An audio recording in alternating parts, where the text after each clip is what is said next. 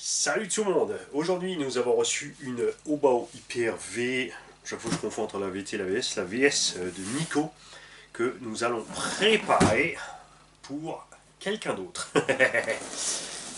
C'est donc un buggy qui va passer avec une petite coque de rallye game sympa. Et à bord nous avons un mot. Salut man, hâte de voir, bonne réception. Postscriptum, continue comme ça, you are the best. Vive Obitech. Nico et Antoine. Et derrière, nous avons un dessin de la part de Antoine qui m'a écrit Mani, je veux tes bonbons. Ok, tu peux les avoir.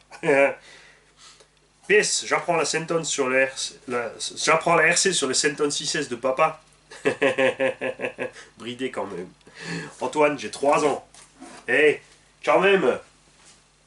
Regarde. Ils ont fait un petit dessin Antoine. Donc le Centon à papa. Le petit Antoine qui précise qu'il est bridé. Donc je te remercie Antoine pour ce dessin. Il va rejoindre la galerie des dessins. En tout cas, tu t'es appliqué, c'est clair.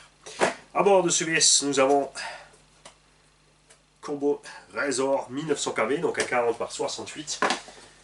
Moteur un peu plus court, mais du coup plus économique. Évidemment, plus petit moteur, consomme moins. En 6S, il y aura de toute façon largement assez de patates puisque le buggy fait tout juste 4 kg. C'est vrai que moi j'aime bien avoir gros buggy, gros méchant avec le gros moteur 6S, mais ça suffit, surtout que les puissances sont évoluées. Donc voilà, la radio, la moi, Apsima C3P. Je te la montre quand même. Tiens, est-ce qu'on a du jus là-dedans? Yes, il a laissé le jus. Trop fort. Push pour allumer. Là-dessus, tu as donc tout le petit menu avec tous les petits détails. Le nom de la voiture. Donc il y a un écran, mais c'est ouais, il sert pas à grand chose parce qu'en fait tu vas juste d'une fonction à l'autre et tu changes. C'est exactement comme sur la FlySky GT3.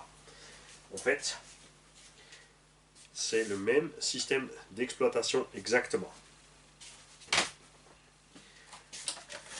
Carreau fait plus ou moins au look d'origine avec les couleurs rouge et blanche. Comment ça, t'as coupé la moitié de ma tête? Comment ça, il manque la moitié de mon logo? Et voici l'engin. Alors moi j'aime bien les voitures dans le jus, comme ça on peut les montrer réellement comme elles sont, comme on les reçoit et comme elles repartent.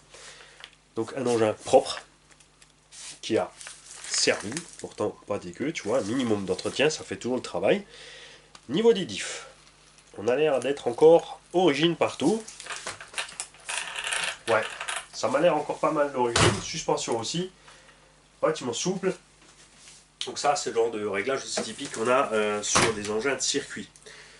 Tu vois, on a la machine qui pèse lourd sur ses suspects, à l'impression quand tu la lâches, il n'y a quasi pas de rebond, juste un petit peu, mais ça remonte maximum la moitié, ce qui fait que la voiture, est, on va dire, son poids lui pèse au sol.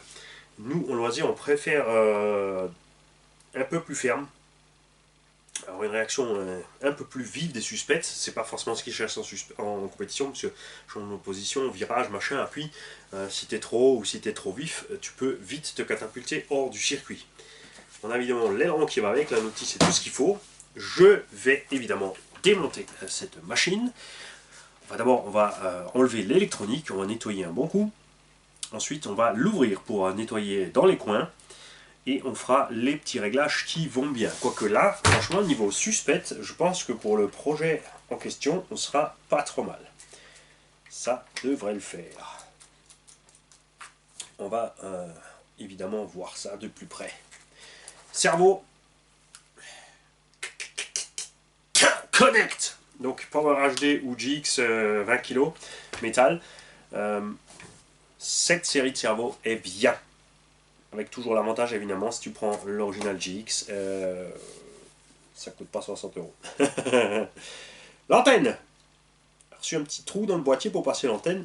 Très bonne idée aussi. C'est vrai que moi je n'y avais pas pensé. Moi je laisse toujours le petit trilili de côté avec l'antenne. Mais c'est vrai que dans le buggy, le petit machin à ressort, il n'est pas forcément avantageux. Bon, après moi je le plie généralement en arrière. Je pense qu'il doit être dans le petit sachet là. Moi je le plie en arrière pour longer dans la carrosserie. Mais là tu n'es pas obligé. Au niveau des axes de suspension, des axes de cardan, on n'a pas d'usure particulière. À l'arrière c'est pareil. Tu vois, c'est un peu huileux parce qu'elle a reçu un petit coup d'huile.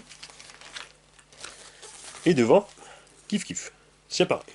Pas de spécialement d'usure non plus. Ça fait plaisir. Donc tout est parfaitement en règle sur cette machine, évidemment. Et